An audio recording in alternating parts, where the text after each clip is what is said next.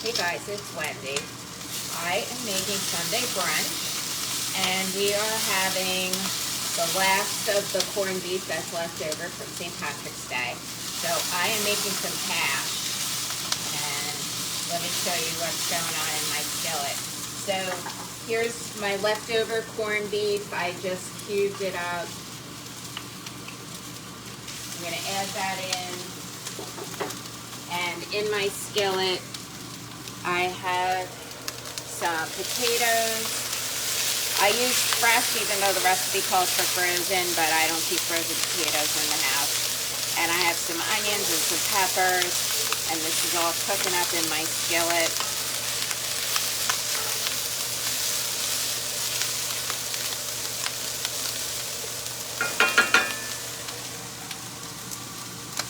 Hey Samantha, thanks for joining me.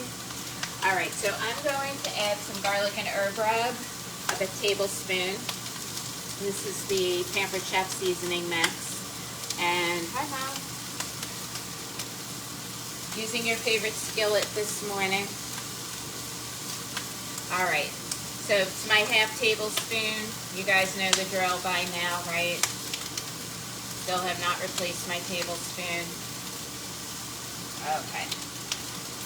And while this finishes up, we're gonna come over here.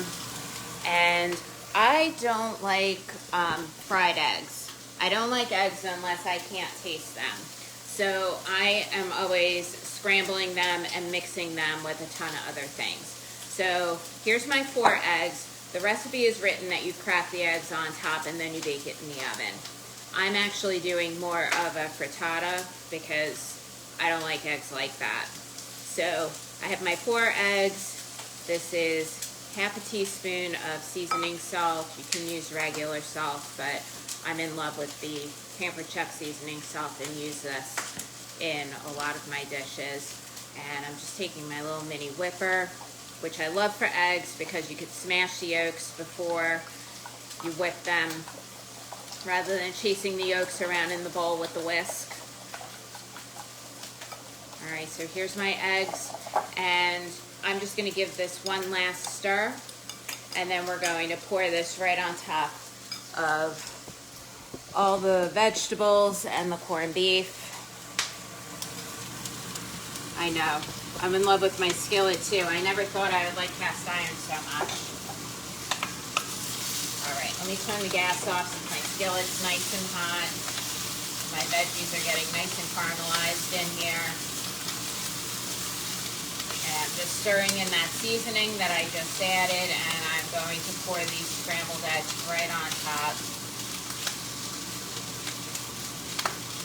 And then I'm going to pop this in the oven for about 10 minutes so that the eggs cook and my potatoes finish softening.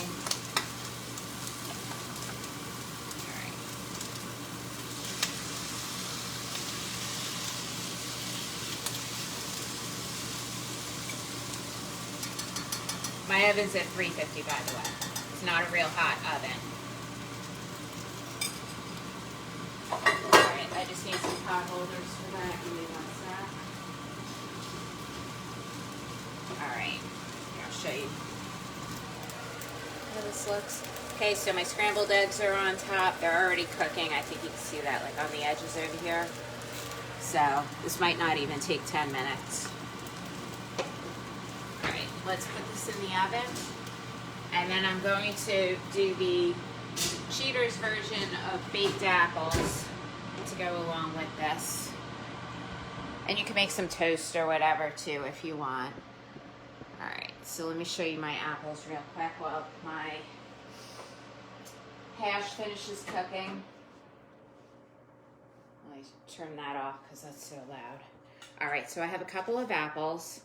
And I'm going to use my micro cooker. You just do this real quick in the microwave. I'm going to take my apple wedger.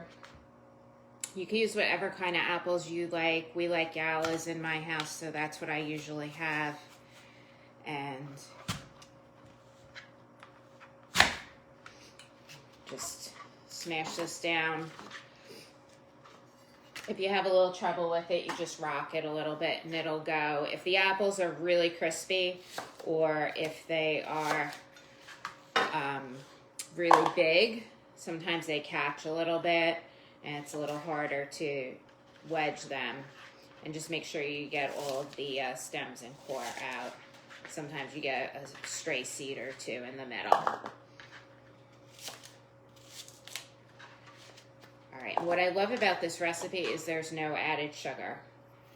So it's just a little bit healthier, only natural sugars. Okay, so there's one. And we'll do one more. And it only takes maybe 5 minutes, start to finish, to make. Hi, Eva. Thanks for watching.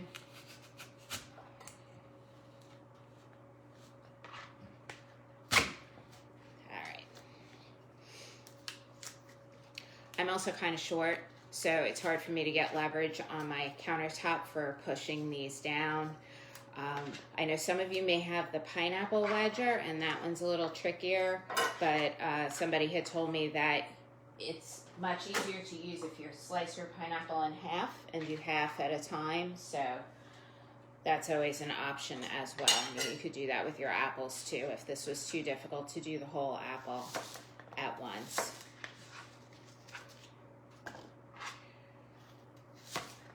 Okay.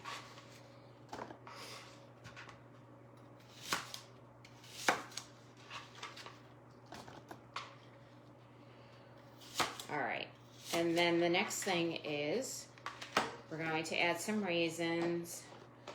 Even if you're not a fan of raisins, I guess you could swap cranberries, dried cranberries for this too, but you really need the raisins to get the sweet.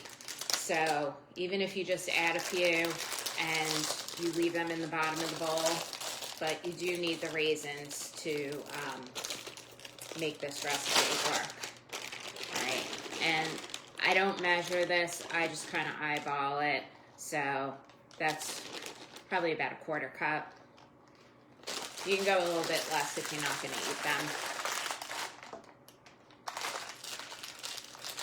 Interesting thing about raisins and cranberries, though, they never go bad.